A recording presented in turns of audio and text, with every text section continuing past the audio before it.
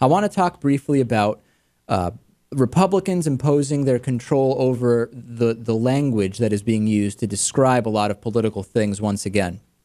We've talked about this over the years. The reason I thought of this is because Sarah Palin recently said Barack Obama is the most pro-abortion president. And again, every time I hear that, the quote is the most pro-abortion president to occupy the White House. This was at a Dallas event, which, by the way, was sponsored by a nonprofit that promotes anti-abortion messages. We don't even need to discuss that. Obviously, they're having Sarah Palin speak. Now, with what Palin is getting paid, we assume she will show up and say whatever you want her to say, no question about it. But let's look at the language that is being used. We are not saying that Barack Obama is the strongest defender of women's rights. He is not the strongest pro-choice president. He is the most pro-abortion president, which means what?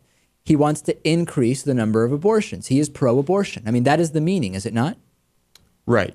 And, I assume so. And I still have yet to meet someone who is actually pro-abortion.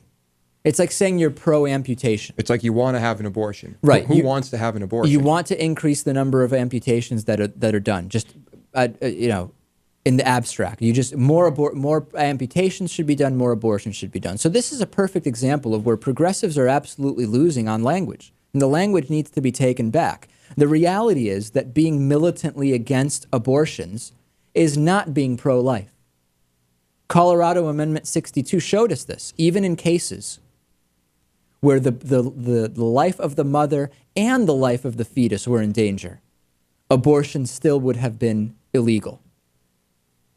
What's pro-life about that?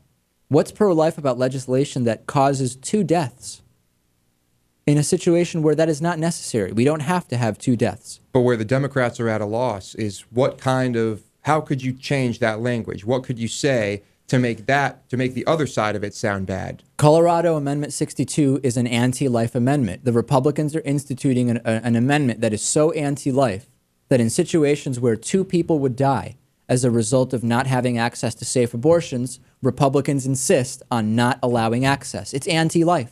And you think that would fly? I don't know. I don't think it would. Why not, though? I mean, it is true. But let's face it, there's kind of a taboo and a stigma around abortion that lets you say someone is pro-abortion. It sounds evil, doesn't it? It sounds evil. This is the argument. The progressives have let it already get out of hand. Can they take it back now? You're right. They may not be able to. This is like I remember reading George Lakoff's book on political language a couple of years ago, Don't Think of an Elephant. And this pro-life, anti-abortion, pro-abortion thing is one of the examples. Another one is tax relief, right? The idea that just using the term tax relief is biased. When you hear tax relief, you say taxes are so much of a burden that by lowering taxes, you are relieving people of that burden, and that is objectively good. We don't want people to be burdened. We want people to be relieved. Now, nowhere in there is the discussion of the fact that it would also be relieving people of many of the basic resources that are currently considered fundamental to society and assumed that the government will provide. You would also be relieved of those things, but that's not being discussed.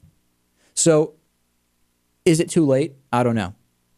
I think overall, the Republicans are better at using language, using statistics to their advantage. The messaging on this issue particularly has been very good. And you're right. I mean, a lot of it is, well, there's many different reasons why you would support the right to a safe abortion.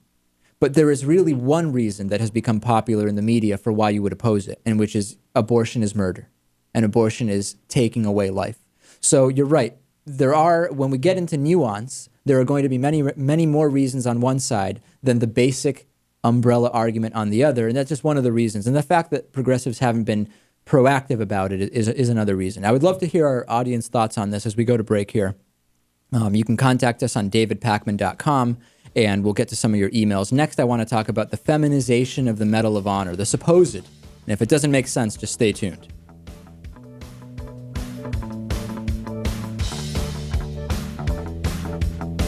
The David Pakman Show at davidpakman.com.